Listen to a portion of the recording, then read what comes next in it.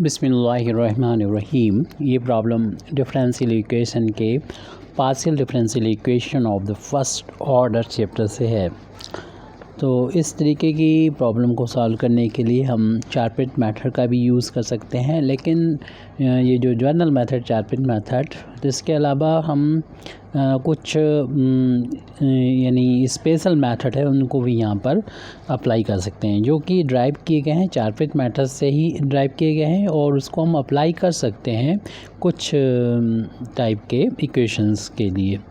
तो ये करीब 4 तरीके होंगे इस तरीके के, उनमें से एक जो है मेथड इस प्रॉब्लम से रिलेटेड है। ये जो स्पेशल मेथड हैं वो जैसे कि अभी बता चुके हम कि चारपिट मेथड से ही निकाले गए, लेकिन कोई उसको डिटेल में यहाँ पर नहीं बताया जाए किस तरीके से ये आया है। और सवाल को हमें सॉल्व करने से पहले इस मेथड को भी इसमें जो पर्टिकुलर मेथड है उसके बारे में डिस्क्राइब करेंगे। उसके बाद जो है इस प्रॉब्लम को अपनी सॉल्व करेंगे।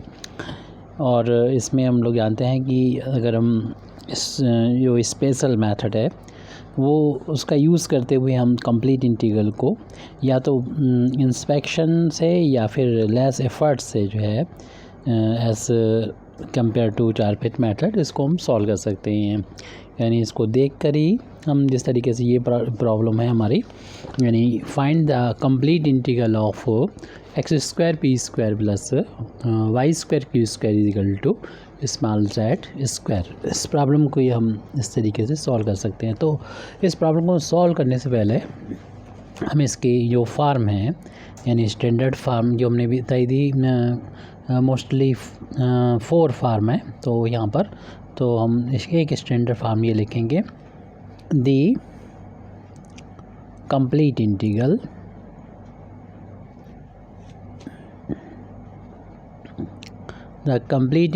Of equation of the type, ये फार्म इस इक्वेशन की जो फार्म जिससे रिलेटेड है उसके बारे में बता रहे हैं। F P Q is equal to 0। मतलब ये है कि यहाँ पर ये डेस्ट यानी ऐसा इक्वेशन हो, ऐसा डिफरेंशियल इक्वेशन हमें दे रखा हो, इस फार्म में दे रखा हो, it S in which x by Z do not occur. लेकिन आप कहेंगे यहाँ पर z तो ऑकर कर रहा है, x बाई भी यहाँ पर है x। तो एक्चुअल में ये जिस फार्म में दे रखा है डिफरेंशियल इक्वेशन, हम इसमें एक ऐसा सब्स्टिट्यूशन पुट करेंगे जिससे ये डिफरेंशियल इक्वेशन जो होगी वो इस फार्म में आ जाएगी। जब इस फार्म में आ जाएगी, इसमें x बाई z का कोई फैक्टर या टर्म एग्जिस्ट नहीं करेगा। तो फिर हम एक शॉर्टकट मेथड है इस डिफरेंशियल इक्वेशन को सॉल्व करने का, वो होगा यानी यहाँ लिखा था कंप्लीट इंटीग्रल इज़, और किसका इंटीग्रल निकालना है, इस टाइप का जो भी डिफरेंशियल इक्वेशन होगा इसका कंप्लीट इंटीग्रल ये होता है। तो इसमें देख रहे हैं कि इंस्पेक्शन मेथड से हो जा रहा है एंड यानी डायरेक्ट हो जा रहा है। आपको कैलकुलेशन यहाँ पर नहीं करना होगा, सिर्फ लिखना होगा इसका solution. z is equal to ax plus B Y plus का c, और यहाँ पर वेयर a एंड b क्या है, a and b are connected by the relation. और यहाँ पर a और b जो है, हम जिस तरीके से हमारा डिफरेंशियल इक्वेशन था वहाँ पर p की जगह पर तो रख देंगे a और q की जगह पर b रख देंगे इक्वल टू, इस तरीके से ये कनेक्ट होगा। और यहाँ पर मीन्स ये है कि यहाँ पर हम अगर a की जगह पर पुट कर दें p means del z over del x, और b की जगह पर पुट कर दें q means del z over del y। तो ये जो डिफरेंशियल इक्वेशन है, ये जो कनेक्शन है ओ बी में, वो गिवन डिफरेंशियल इक्वेशन में कन्वर्ट हो जाएगा। लेकिन हमें ये कन्वर्ट नहीं करना है, ये आपको बताया रिलेशन ए और बी में किस तरीके से होगा। अगर हम देखें कि ए और बी में जो रिलेशन यहाँ पर दे रखा है, इसको हम अगर एक्सप्लिसिट फार्म में लिखें तो ये जो इक्वेशन है ए बी के बीच में जो रिलेशन है, इसको ऐसे भी लिख सकते हैं। तो b इज़ इक्वल टू माना कि फाई ए की फार्म में इसको लिखा जा सकता है, और यहाँ पर इसको अगर इस फार्म में लिखेंगे यानी b को यहाँ पर रिप्लेस कर देंगे इस वैल्यू से, तो हमारा जो इसका जो कंप्लीट सॉल्यूशन है वो ऐसा आ जाएगा ए एक्स। कंप्लीट सॉल्यूशन तो अब ही कहेंगे इसको, b की वैल्यू जब इसमें रखेंगे, क्योंकि तब यहाँ पर आर्बिट्री कांस्टेंट जो होंगे वो सिर्फ दो होंगे, ए और सी। और हम लोग जानते हैं कि कंप्लीट इंटीग्रल तब बोलते हैं जब जितने नंबर ऑफ़ इंडिपेंडेंट वेरिएबल होते हैं उतनी ही नंबर ऑफ़ आर्बिट्री कांस्टेंट हैं। क्योंकि यहाँ पर नंबर ऑफ़ इंडिपेंडेंट वेरिएबल जो है वो दो हैं, एक्स और वाई हैं, और यहाँ पर जेड जो है वो डिपेंडेंट वेरिएबल है। तो यहाँ पर कांस्टेंट भी ए और सी यहाँ पर दो होंगे। तो इस तरीके का जो सॉल्यूशन होगा वही यहाँ पर कहलाएगा कंप्लीट इंटीग्रल कहलाएगा। अगर हम बात कर लेते हैं यहाँ पर जनरल सॉल्यूशन की, अगर बात कर लें तो माना कि सी जो है वो लिखा जा सकता है, माना कि साई ए की से अगर डिनोट किया जा सकता हो तो z is equal to A x plus का फाई ए वाई, और c की वैल्यू भी ये रख दें साई ए। तब इस तरीके से ये वाला इक्वेशन हमको मिल रहा है, और इसको हम डिफ्रेंशिएट करेंगे ए के रिस्पेक्ट में। जब इसको डिफ्रेंशिएट करेंगे पार्शली तो z का डिफ्रेंशिएशन ए के रिस्पेक्ट में 0 हो जाएगा, और यहाँ पर हम डिफ्रेंशिएट ए के रिस्पेक्ट में करें तो x बाहर हो जाएगा, और x ए का रिस्पेक्ट में डिफ्रेंशिएशन 1 आ गया। ऐसे यहाँ पर y कांस्टेंट होगा, ए के लिए बाहर हो जाएगा, और इसका डिफ्रेंशिएशन फाई डेस ए आ जाएगा। ऐसे ये फंक्शन ए का है तो ए के रिस्पेक्ट में जब हम डिफ्रेंशिएशन कर रहे हैं पार्शली, ये फाई डेस ए से डिनोट किया जाएगा। इस तरीके से हमें एक ये इक्वेशन मिला है, और इस इक्वेशन को में से अगर हम एलिमिनेट कर दें, इन दोनों इक्वेशन में से ए को अगर हम एलिमिनेट इनको काट दें, ए को हटा दें, तो हमें इनसे मिलेगा इनका जनरल सॉल्यूशन मिलेगा। एक्चुअली हमसे जनरल कंप्लीट इंटीग्रल ही निकालने के लिए इस क्वेश्चन में बोला गया है। जनरल सॉल्यूशन अगर निकालना पूछा जाए तो इस तरीके से निकाल सकते हैं कि जैसे ए के रिस्पेक्ट पार्शियल डिफरेंशिएशन करके इन दोनों इक्वेशन में से ए को एलिमिनेट करना होगा। इसी के साथ साथ इस तरीके का जो मेथड है उसमें अगर हम सिंगुलर सॉल्यूशन की बात करें तो अभी हम लोगों ने देखा था जो solution z is equal to A x plus phi A y plus c लिखा था। इस डिफरेंशियल इक्वेशन को हम डिफरेंशिएट कर दें ए के रिस्पेक्ट में और सी के रिस्पेक्ट में। जब हम ए के रिस्पेक्ट में डिफरेंशिएशन करेंगे तो तब यहाँ पर पार्शियली डिफरेंशिएशन करेंगे तो ये 0 हो जाएगा और ये x आ जाएगा, और इससे पहले भी लिख चुके हैं। ये जो होगा y कांस्टेंट और फाई डेस ये हो जाएगा, और कांस्टेंट c का डिफरेंशिएशन तो 0 हो जाएगा। और फिर जब हम डिफरेंशिएशन इसको c के रिस्पेक्ट में करेंगे तो ये 0 हो जाएगा, और इसमें देख रहे हैं c ये तो है नहीं, तो ये c के लिए कांस्टेंट होंगे, सिर्फ 1 आ जाएगा। ये 0 इज इक्वल टू 1 आना इस बात को इंडिकेट कर रहा है कि ये एक अब्सर्ड रिज़ल्ट है, ये ऐसा नहीं हो सकता। तो इस तरीके से ये पता चल रहा है, ये शो कर रहा है इसका कोई भी सिंगुलर इंटीग्रल नहीं होगा। तो नो इस तरीके की जो भी फार्म में होगा उसका कोई सिंगुलर इंटीग्रल नहीं होगा। तो ये सारी बातें इससे रिलेटेड जो भी पॉसिबिलिटी हमने बता दी इस फार्म में जो डिफरेंशियल इक्वेशन होता है। अब हमें अपने जो गिवन डिफरेंशियल इक्वेशन है इसे अब सॉल्व करना है। प्रोसीजर हमने बता दिया है, हमें जनरल इंटीग्रल ही फाइंड करना है जैसे कि हमसे पूछा गया था क्वेश्चन में। तो उसके लिए हम पहले तो गिवन डिफरेंशियल इक्वेशन लिख देते हैं। तो गिवन डिफरेंशियल इक्वेशन इज़ ये है X square P square plus Y square Q square is equal to Z small Z square. इसे इक्वेशन नंबर 1 डाल के हम यहाँ पर छोड़ देते हैं। और जैसे कि हमने बोला था इसको हम इस फार्म में बदलेंगे F P Q is equal to 0 की फार्म में। तो इस फार्म में बदलने के लिए इस तरीके का अगर डिफरेंशियल इक्वेशन हो तो हमें पुट करना पड़ेगा, थोड़ा सा हमें प्रैक्टिस करना पड़ेगी, थोड़ा सा इतनी प्रैक्टिस करना होगी कि ये चीज़ें हमें पता हो जाएं कि क्या सब्स्टिट्यूशन रखें और ये किस फार्म में चेंज हो जाए। ये हम पहले भी कभी कर चुके हैं। तो स्मॉल जेड को लिख सकते हैं e to the power capital Z, और इसी तरीके से स्मॉल एक्स को लिख दें e to the power capital X. एक नया वेरिएबल हो गया, यानी ये नया वेरिएबल हो गया कैपिटल में एक्स बाई जेड। तो वाई को लिखेंगे small E to the power capital Y. अगर ये सब्स्टिट्यूशन हम यहाँ पर पुट कर देंगे तो हमारा डिफरेंशियल इक्वेशन जो है वो इस फार्म में आ जाएगा, जिसका आसानी से हम जनरल सॉल्यूशन जो है वो यहाँ पर कंप्लीट इंटीग्रल आसानी से लिख सकते हैं, क्योंकि हमें इनके बीच में एक रिलेशन पता होता है। क्योंकि यहाँ पर हम लोग जानते हैं कि ए बी के बीच में रिलेशन ये होता है। यहाँ से फिर हम वैल्यू निकाल के वहाँ पुट कर देंगे। हालांकि ये चीज़ हमने यहाँ पर बाद में बताई गई है, तो इसका यूज़ करके ये यहाँ पर आ गया था हमारा कंप्लीट इंटीग्रल। तो पहले तो हमारी कोशिश है हमारा जो गिवन डिफरेंशियल इक्वेशन है वो इस फार्म में आ जाए और हम उसको देख के ही यानी इंस्पेक्शन से आसानी से इसका सॉल्यूशन लिखेंगे और फिर इसके बाद हम यहाँ पर इसका निकाल सकें कंप्लीट इंटीग्रल। तो फिर हम यहाँ पर ये सब्स्टिट्यूशन जब रखेंगे तो बाद में अगर कभी ज़रूरत पड़ेगी कैपिटल जेड की या कैपिटल एक्स की या कैपिटल वाई की, तो हम इसलिए दोनों तरफ लॉग ले लेते हैं इस इक्वेशन में।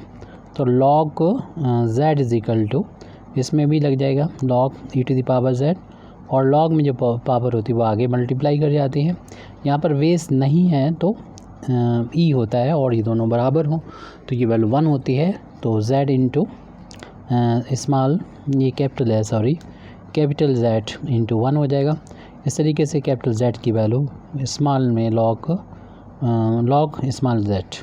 तो सिमिलरली हम इसमें भी कैपिटल एक्स की वैल्यू डायरेक्ट लिख सकते हैं, जैसे कि ये निकाली है। तो कैपिटल एक्स की वैल्यू हो जाएगी लॉग स्मॉल एक्स और कैपिटल वाई की वैल्यू हो जाएगी स्मॉल लॉग वाई। तो ये रिलेशन है स्मॉल एक्स और कैपिटल वाई में। अगर इस तरीके से माना है तो ये भी एक रिलेशन इक्विवेलेंट है। और हमें आगे जो ज़रूरत पड़ेगी इसलिए भी इसको हमने फाइंड किया है, क्योंकि हमें ज़रूरत पड़ेगी जिस चीज़ की, तो उसे हम पहले ही फाइंड कर लेते हैं। यानी del X over capital X over del small X. तो यहाँ पर जो कैपिटल एक्स है वो भी बता ही दिया था, कैपिटल एक्स और स्मॉल एक्स में क्या रिलेशन है। तो लॉग ये स्मॉल एक्स के बराबर है और लॉग का डिफ्रेंसिएशन हम लोग जानते हैं 1 अपान एक्स होता है। तो ये वैल्यू जब हमें ज़रूरत पड़ेगी तो पुट करेंगे। इसी तरीके से डेल वाई ओवर एक्स की वैल्यू जो निकालेंगे वो भी हम यहाँ पर निकाल सकते हैं, क्योंकि ये जो है वो लॉग वाई के बराबर है और ये चूँकि वाई का फंक्शन है और एक्स के लिए वाई का पार्शियल डिफरेंशिएशन 0 होता है। ऐसे हम और भी वैल्यू निकाल सकते हैं, यानी डेल एक्स ओवर जिनकी भी हमें ज़रूरत पड़े यहाँ पर वो यहाँ पर वैल्यू निकाली जा सकती है। Del X over del Y निकालें तो ये वैल्यू 0 हो जाएगी, क्योंकि ये लॉग एक्स है, यहाँ पर वाई के लिए ये कांस्टेंट है। ऐसे ही हम डेल एक्स एक्स का हो गया और वाई का वाई के रिस्पेक्ट में, तो del Y over del small Y यानी डेल ओवर डेल वाई, और ये लॉग कैपिटल वाई की वैल्यू लॉग वाई थी और ये लॉग वाई का वाई के रिस्पेक्ट में डिफरेंशिएशन 1 अपान वाई। ज़रूरत जहाँ भी पड़ेगी वहाँ पर हम यूज़ कर लेंगे। ऐसे ही capital Z over small Z का डिफरेंशिएशन निकालेंगे तो ये वैल्यू जो है वो लॉग स्मॉल जेड है और ये 1 अपान जेड हो जाएगा। तो अब हमें इस डिफरेंशियल इक्वेशन में जो इक्वेशन नंबर 1 से हमने डिनोट की है वहाँ पर ज़रूरत होगी स्मॉल p की वैल्यू को रखने भी। स्मॉल p का मतलब होता है कि जो हमें डिपेंडेंट वेरिएबल z दे रखा है उसका partial differentiation with respect to independent variable x। यहाँ पर अब हम इसको चेन रूल का यहाँ पर यूज़ करेंगे और ये जो z है स्मॉल वो कैपिटल x का भी फंक्शन है और y का कैपिटल Y का भी फंक्शन है। तो इसका चेन रूल का यूज़ करेंगे तो ये हो जाएगा del z over del capital x और फिर हम डेल कैपिटल x ये क्रॉस में होने चाहिए और ये चीज़ जो है वो यहाँ पर भी आएगी और साथ प्लस करेंगे क्योंकि स्मॉल z ना सिर्फ कैपिटल x का फंक्शन है बल्कि स्मॉल z जो है कैपिटल y का फंक्शन है। तो ये चेन रूल के अकॉर्डिंग इसमें क्रॉस में ये डेल y भी होना चाहिए जिसका x के रिस्पेक्ट में ही पार्शियली डिफरेंशिएशन हमें करना होगा। अब ये वैल्यू हमें ज़रूरत थी तो हमने इसको पहले ही ऊपर निकाल के रख लिया। देख लीजिएगा तो स्मॉल p की वैल्यू हो जाएगी small z over capital x और ये वैल्यू फाइंड की थी 1/x के बराबर plus del z over del capital y into ये वैल्यू फाइंड की थी ये आई थी 0 के बराबर del y over del x। ये वैल्यू 0 के बराबर थी ये हमने यहाँ पर फाइंड की थी इसको लिख देंगे। तो ये वाला टर्म तो 0 हो गया और इस तरीके से इसको लिख सकते हैं p 1/x को पहले लिख दें और ये हो जाएगा del z over small z over del capital x। इस x को अगर हम लेफ़्ट में ले आएँ तो इसे लिखा जा सकता है x p is equal to del z over del x। हम ध्यान रहे कि जो वेरिएबल हम नए यूज़ कर रहे हैं वो कैपिटल में x y z है। तो हम अपने जो डिफरेंशियल इक्वेशन दे रखा है उसमें x p है जिसकी वैल्यू इसमें रखेंगे। तो ये तो कैपिटल में आ गया x लेकिन z नहीं आया कैपिटल, इसको भी हमें कैपिटल में बदलना होगा। तो इसमें हमें एक इस रिलेशन का यूज़ करेंगे किसी और में। तो उसके लिए हम देखें कि capital z over capital x का इनके साथ में क्या रिलेशन होगा क्योंकि हमें इसी फार्म में वैल्यू पुट करना होगी। तो हम यहाँ पर देख रहे हैं कि इसको लिखा जा सकता है क्योंकि जो कैपिटल z है वो फंक्शन है z का भी फंक्शन है। चेन रूल का यहाँ यूज़ करेंगे क्रॉस में यहाँ पर डेल z होगा और यहाँ पर ये x था तो ये कैपिटल x का यहाँ पर यूज़ करेंगे और यहाँ पर हम इस वैल्यू को पहले ही फाइंड कर चुके थे। ऊपर देख लीजिए capital z over small z जो कि 1/z के इक्वल है। तो यहाँ पर 1/z लिखेंगे इंटू स्मॉल z ओवर ये कैपिटल x और ये del capital z over del capital x। ये वैल्यू हमारे पास इक्वेशन नंबर 2 में है जो हम पुट करेंगे इसकी वैल्यू। लेकिन इसके लिए हम z को उधर ले जाना होगा। तो ये आ गया z into del capital x z over capital x is equal to del small z over capital x। तो इस वैल्यू को इक्वेशन नंबर 2 में पुट कर देंगे यानी ये वाली वैल्यू पुट कर देंगे। तो putting this value in equation number 1। तो इक्वेशन नंबर 2 में रखना है। ये इक्वेशन नंबर जब 2 में रखेंगे ये वैल्यू पूरी रखें, इसकी वैल्यू रखनी है। तो एक्स पी की वैल्यू हमें मिल जाएगी यानी X P is equal to हो जाएगा z इंटू यानी ये z जो है वो स्मॉल z है तो इसमें इसको स्मॉल z में ही लिखेंगे। तो स्मॉल z का इधर जाके तो ये वैल्यू जो आई है स्मॉल z और into del capital z over del capital x ये लिख देंगे।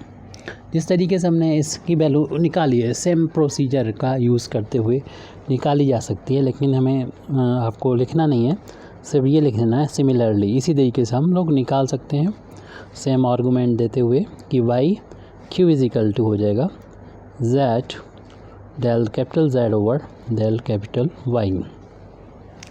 तो इस ये जो वैल्यू हैं उनको हमें पुट करना होगा। तो इक्वेशन जो है 1 है। इक्वेशन नंबर 1 जो है वो हम इस तरीके से लिख सकते हैं। हमें इक्वेशन नंबर 1 ये दे रखी थी, इसे हम लिख सकते हैं क्योंकि x और p दोनों का स्क्वायर है तो इससे हम लिख सकते हैं इस तरीके से, एक्स पी का होल अब स्क्वायर प्लस वाई क्यू का होल अब स्क्वायर और राइट हैंड साइड में स्मॉल जेड का स्क्वायर था। अब यहाँ पर एक्स पी की वैल्यू जो अभी हम लोगों ने ऊपर फाइंड की है और वाई क्यू की वैल्यू इन दोनों में पुट कर देंगे तो हमें मिलेगा small Z del Z over del X का होल अब स्क्वायर प्लस स्मॉल जेड। जो कैलकुलेशन है वो यहीं पर इसका सॉल्यूशन निकालने में कोई दिक्कत नहीं होगी, बस फार्म चेंज करने में प्रॉब्लम है क्योंकि इंस्पेक्शन मैथड से डायरेक्ट ही निकल आएगा। तो होल अब स्क्वायर का यूज़ करेंगे तो जेड स्क्वायर और del Z over del X का होल अब स्क्वायर आ जाएगा। ऐसे होल अब स्क्वायर करेंगे जेड का भी स्क्वायर हो जाएगा और साथ ही साथ स्मॉल जेड का स्क्वायर और यहाँ पर del Z over del Y का स्क्वायर जो कि दोनों कैपिटल में है और राइट हैंड साइड में small Z square. Z square से पूरे इक्वेशन को डिवाइड कर देंगे तो हमारा ये डिफरेंशियल इक्वेशन आ जाएगा del Z over del x whole अब square plus del Z over del y whole अब स्क्वायर इज इक्वल टू 1 आ जाएगा। और इसको अगर हम डिनोट कर दें यानी del Z over del x को कैपिटल पी से डिनोट कर दें क्योंकि हम स्मॉल पी का यूज़ कर चुके हैं और del Z over del Y दोनों ही कैपिटल हैं, इसे कैपिटल क्यू से डिनोट कर दें तो ये फार्म हो जाएगी P square plus Q square is equal to 1। और देख रहे हैं ये हमारा जो डिफरेंशियल इक्वेशन आया है वो इस फार्म में हो गया, P Q is equal to 1 की फार्म में आ गया। और इस तरीके के ही फार्म मतलब इस 1 को उधर ले जाएं तो ये इस तरीके से 0 कर सकते हैं हम, इसमें 1 को उधर ट्रांसपोज कर रहे हैं यानी पी स्क्वायर प्लस का क्यू स्क्वायर माइनस 1 बराबर 0। यानी ये सिर्फ फंक्शन है पी क्यू का है, जैसे कि हमने शुरू में बताया था। अगर ये पी क्यू का ही फंक्शन होता है तो इसका जो कंप्लीट इंटीग्रल होता है उसको हम इस तरीके से निकालते हैं यानी लिख देते हैं डायरेक्ट। तो इसलिए हम यहाँ पर लिख सकते हैं कि हमारा जो डिफरेंशियल इक्वेशन जो शुरुआत में लिखा था 1 डाला था हमने इक्वेशन, तो उसका कंप्लीट इंटीग्रल क्या होगा। तो इसको यहाँ से द कंप्लीट इंटीग्रल इज़ यानी यहाँ पर सब कुछ जो है वो कैपिटल में चेंज हुआ है तो जो सॉल्यूशन आएगा वो भी कैपिटल में आएगा यानी capital Z is equal to small a x. वहाँ पर देखिए ये सॉल्यूशन था कैसे लिखा हुआ था, Z is equal to A x plus B Y plus c और ए बी के बीच में रिलेशन इस तरीके का होगा। तो यहाँ पर सॉल्यूशन सिर्फ हमें लिखना है यानी अब कुछ नहीं करना, जो सॉल्यूशन को ये फार्म चेंज करने में ही जो कुछ करना था वो करना था। आप इसका कंप्लीट इंटीग्रल हम लोग लिख सकते हैं यानी वी वाई और प्लस का सी। और जहाँ पर बता दें कि क्योंकि यहाँ पर हम कंप्लीट इंटीग्रल लिख रहे हैं और कंप्लीट इंटीग्रल में दो ही वेरिएबल मतलब दो इंडिपेंडेंट वेरिएबल थे तो दो ही आर्बिट्रेरी कांस्टेंट होना चाहिए। तो यहाँ पर 3 दिख रहे हैं, एक्चुअल में ये 2 ही है क्योंकि ए और बी बीच में कनेक्शन है। जो इसमें पी को ए से और क्यू को बी से रिप्लेस कर दिया यानी हमारा जो डिफरेंशियल इक्वेशन था वो ये था, हमें पी की जगह पर ए और क्यू की यहाँ पर बी रखने पर मिल गया। अब यहाँ से हम वी की वैल्यू निकाल लें तो वी स्क्वायर बराबर हो जाएगा 1 माइनस ए स्क्वायर और बी की वैल्यू निकालेंगे तो स्क्वायर रूट लग जाएगा 1 माइनस ए स्क्वायर। इस तरीके से हमारा जो ये कैपिटल जेड की जो वैल्यू है वो आ गई ए कैपिटल एक्स और बी की जगह पर रख दें square root 1 minus a square और इंटू कैपिटल वाई और प्लस का सी। अब यहाँ पर जो जेड एक्स और वाई कैपिटल में हैं उनको अपने जो क्वेश्चन दे रखा था स्मॉल एक्स वाई जेड में वो कंप्लीट कर लें, इसलिए हमने ये रिलेशन फाइंड कर लिया था यानी कैपिटल एक्स की वैल्यू को कैपिटल जेड की वैल्यू को कैपिटल एक्स की वैल्यू को और कैपिटल वाई की वैल्यू को निकाल लिया था। ये सभी लॉग की फार्म में है तो इनकी वैल्यू को रखेंगे यानी ये वैल्यू हो जाएगी log Z is equal to a into log x और plus square root 1 minus a square into log y और प्लस कांस्टेंट। देख रहे हैं दो ही आर्बिट्रेरी कांस्टेंट ए और बी हैं और दो ही शुरुआत में दे रखे थे इंडिपेंडेंट वेरिएबल एक्स और वाई। इस तरीके से ये इस गिवन डिफरेंशियल इक्वेशन का कहलाएगा complete integral. Thank you very much indeed for listening me. Wa akhiru da'wana alhamdulillahi rabbil alamin.